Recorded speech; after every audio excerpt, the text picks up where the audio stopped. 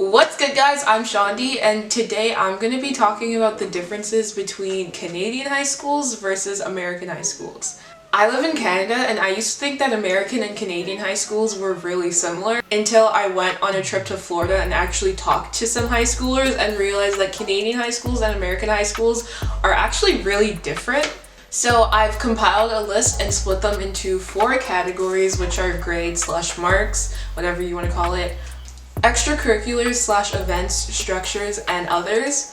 And also, disclaimer, I live in Ontario in the Toronto region, so some things that I say on behalf of Canada may not be the case for all of Canada. And same thing goes for the US as well. Obviously, I don't live there, so I'm not sure if some of the things on my list would apply to most of the US or just some of the US. These are just things that I've heard from other Americans and things that I've heard online. So the category that I'm going to start with is grades and marks. This one really surprised me. So number 1 is that in the United States, A's start at 90%, whereas in Canada, A's start at 80%. So in the US, a 90 would be an A minus, an 80 would be a B minus, a 70 would be a C minus. Whereas in Canada, an 80 is an A minus, a 70 is a B minus, a 60 is a C minus, and so on. When I found this out, I was in Florida at a conference and the speaker told the crowd to shout out what percentage A started at. And while everyone else shouted 90, me and the other Canadians shouted 80%. And I was like, huh? So that was really weird to me. So number 2 is that when applying to post-secondary schools in the US, they look at your GPA, which is calculated using grades that you've gotten throughout high school, whereas in Canada, they use percent averages, which are calculated only using grade 12 and sometimes grade 11 marks. And GPAs just sound so stressful because you have to consistently get good grades all throughout high school. Whereas here in Ontario, universities only look at your top 6 marks, which includes any prerequisite courses that are required for the program that you're applying to. So most people's averages to apply to university would comprise of 6 of their grade 12 marks, and sometimes grade 11 if you're applying for early acceptances or whatever other reason. Number 3 is that in the US, standardized tests are done a lot more frequently and are taken a lot more seriously. So in the US, high school kids take the SATs, which post-secondary schools look at, whereas in Canada, there aren't any standardized tests that actually matter. In Ontario, there's something called the EQAO, which is a standardized test that you would take in grade 3, grade 6, and grade 9. But it's not to measure the success of every individual student, it's to make sure that the education system actually works and that kids are learning what they should be learning. So the next category is extracurriculars and events. So the first thing is that there's no homecoming dance in Canada. And for the longest time, when watching like homecoming in movies and TV shows, I thought that homecoming was part of prom. And I didn't find out that HOCO happens at the beginning of the school year until I started getting a bunch of HOCO vlogs in my recommendations, like sometime at the beginning of the school year.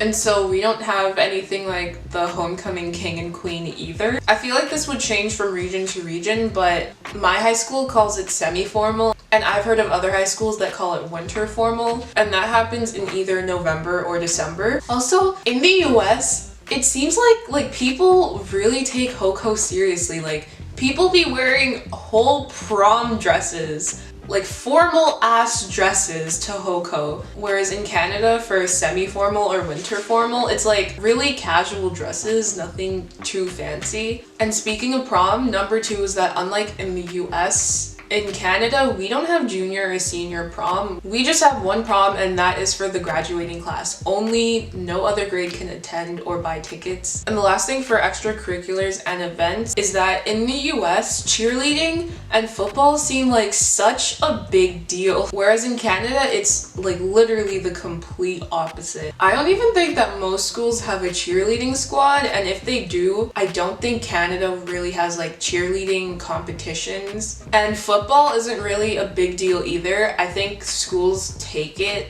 as seriously as any other sport. And at my high school, we don't even have a guys football team.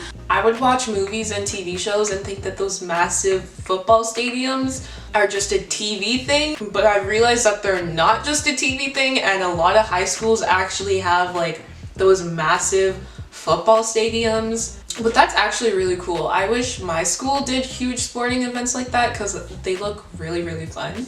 But I find it insane that like schools will actually hire personnel just to work as a coach for a sports team. I don't think that would ever happen here, and in Canada, or at least in Ontario, teachers just volunteer to be the coach of a sports team. So if no teacher volunteers for a specific sport, then there's just no sports team for that year. Number 2 is that schools seem a lot more strict and disciplined in the US compared to Canada. Now, I don't necessarily think this is a Canadian thing or an American thing. I feel like this might just vary from region to region. At my high school, we don't have detentions at all. And I think if people get in trouble, the school takes more of like a counseling and talk it out type of approach compared to detention. Or if it's really bad, they'll just suspend the person. And after talking to some Americans about lunch, I had the longest lunch, so my lunch break is an hour and 15 minutes, and most of the other people I talked to had like 30-minute or 45-minute lunches, and a lot of them weren't allowed to leave school grounds either during lunch, and they were only allowed to stay in the cafeteria, whereas like we can go anywhere during lunch. There's a bunch of food places, there's a Walmart, and there's a mall near my school. So I've literally gone to the mall during lunch. So number 3 for structure is that in Canada, school starts at the beginning of September and it ends at the end of June, whereas in the US, I think that school usually ends in like May, and then they start back up in August. And honestly, I prefer school starting in September and ending in May, because half the time in Canada in May, it's still cold. Like, tell me why 2 weeks ago in May, it snowed. It's getting nicer, but it's still kind of cold outside. So for number 4, I'm not 100% sure about this, but I think in the US, they offer AP classes at all schools, whereas in Canada, they only offer it at schools that have the AP program. So there aren't that many schools where you can take AP classes. Number 5 is that in Canada, we don't have school nurses, and they seem to be in like every TV show, but yeah, we ain't got none. Number 6 is that I don't think many Canadian schools have like metal detectors and a lot of security when you enter the school. Number 7 is that in the US, I think French is offered, but people mostly take Spanish, whereas in Canada, since we have 2 official languages, English and French, we learn French in school from like grade 4 to grade 9, and then after grade 9 it becomes optional. And in Quebec, which is like the French speaking part of Canada, they take English. And lastly,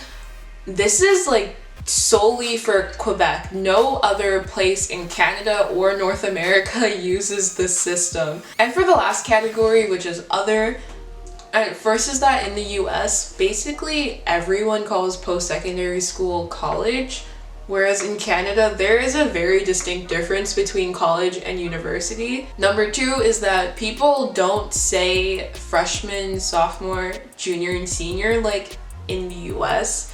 We just say grade 9, 10, 11, and 12. So I don't think I've ever heard anyone say I'm a junior in high school or I'm a senior. Like, no. If someone asks you what grade you're in, you would just say, I'm in grade 10 or I'm in grade 11. Number 4 is that US high schools and the US in general just seems so much more patriotic than Canada. Like, I think Canada has patriotism, but like, okay, so I'm editing right now and I don't know why I keep saying patriotism. I know it's patriotism.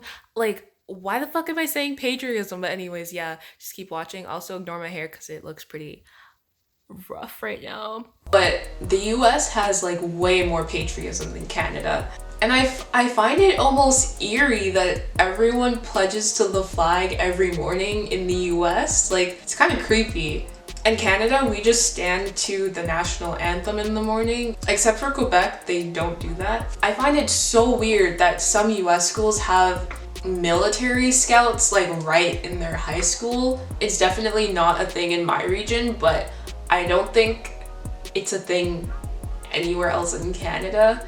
And lastly, teachers are just paid better in Canada. I'm not sure how reliable this is, but I read somewhere that in like some southern states, teachers can make as little as $15,000 a year, and that is absolutely ridiculous. Like, here in Ontario, minimum wage is $14 an hour, and you can literally make more by working a full-time minimum wage job than being a teacher, if that piece of information is true. You could have a whole teaching degree and make $15,000 a year from your job. That's ridiculous. And that's all that I have for this video, I think. And that's the end of the video. I hope you guys enjoyed it. I like learning about the differences between America and Canada in general because I find the cultural differences interesting, so I definitely enjoyed making this video. If you know any other high school differences between the US and Canada, just let me know in the comments down below. And if something I said doesn't apply to your region, just let me know in the comments as well. And since I have nothing else to say, I'll see you guys in the next video. Bye!